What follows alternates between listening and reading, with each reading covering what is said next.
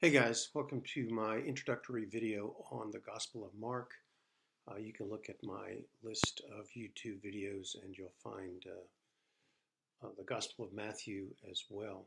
I want to aim this particularly at developing an exegetical look at especially Mark 10:32 to 45. But to do that, I've got to go into the background of Mark, and you would too. Hopefully this video will give you a start on how to understand those verses.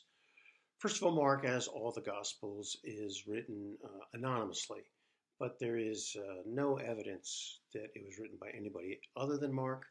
Mark is an interesting character in that he of the Gospel writers, my phone is binging, sorry, he of the Gospel writers alone has a close connection with both Peter and with the Apostle Paul. Of course, he traveled with the Apostle Paul in the 50s AD. He and Paul were at odds because he left the first missionary journey. Anyway, it also seems that Mark may be the young man that fled naked with a sheet around him or something from the Garden of Gethsemane. We can't be sure of that either. But Mark writes a unique gospel. All the gospels are unique in their own way. Matthew obviously is written to a Jewish audience, really emphasizing the way in which Jesus is the Messiah because of fulfilled prophecies in the Old Testament. Mark has a slightly different agenda, if you will. I think he's writing kind of to Roman people, and that's a little bit similar to Luke because Luke may be also writing to generally Roman people. But Mark writes in a more brief way. If you're ever reading Greek, Mark is a great gospel to read because it's very simple Greek. Luke is very complex Greek, good grief. And Matthew is a little less complex, and John is also in simple Greek, that is using a limited vocabulary, as is Mark. So Mark seems to have written to Gentile Roman Christians. It may be that Mark is actually writing to Gentile Christians, including Romans from Rome. Can't be clear, but there is some evidence of that. Okay, so Mark writes he doesn't have a genealogy unlike Luke and Matthew.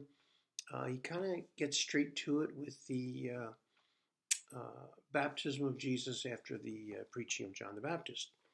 So Mark's gospel in general is a very active gospel. You'll see that as you read through the gospel, which you should do if you want to study it or any part of it, because there's this constant, I'm not sure what the different versions use, but I think the KJV is straightway, or immediately might be a more modern translation. There's that word or type of word constantly that Mark uses. So there's action. Immediately this happened. Immediately this happened. And that's his kind of style of writing. But I think it's also a good depiction of who Jesus was. He was a teacher, the Son of Man, the Son of God, on his way to do something exceptionally important. Obviously, that would be to provide salvation for the world. Now, so there's this active part of it. But there's also the sense, because he's writing, I think, primarily to Gentiles and Romans, that he uses the phrase Son of Man in reference to Jesus Christ rather than Son of God. So I think Mark is more trying to identify Jesus as a man, a servant, if you will. And as the gospel progresses, it seems like it's certainly a suffering servant. So one might say in reference to the entire gospel that it is presents Jesus as the Christ who is the suffering servant ministering ultimately to the entire world. So that's his, in my opinion, his purpose. And I think what will help in a study, particularly of Mark 10:32 to 45, is that last verse in Mark 10:45. Let me just to get you the context. Let me read that for you from my phone here. It says, this is Jesus responding to the disciples, but particularly to James and John. He says, "For even the Son of Man did not come to be served, but to serve, and to give his life a ransom for many.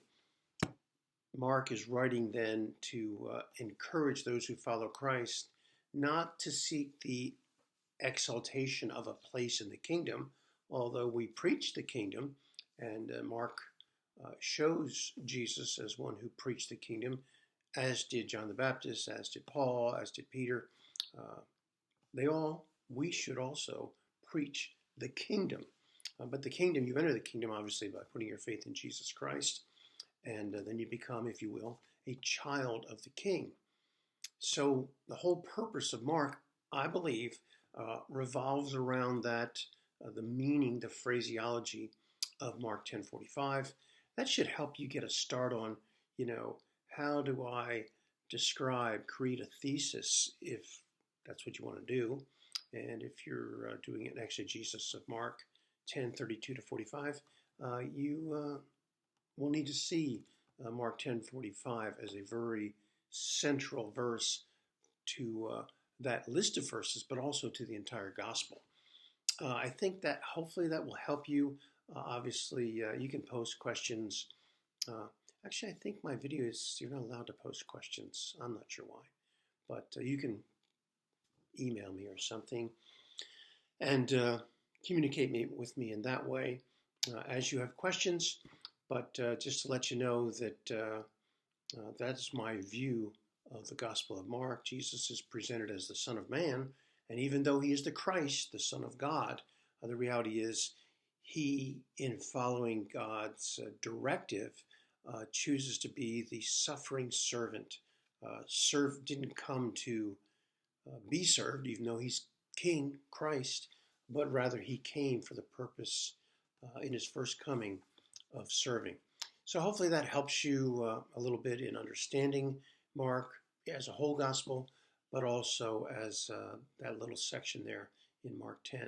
So take care. God bless.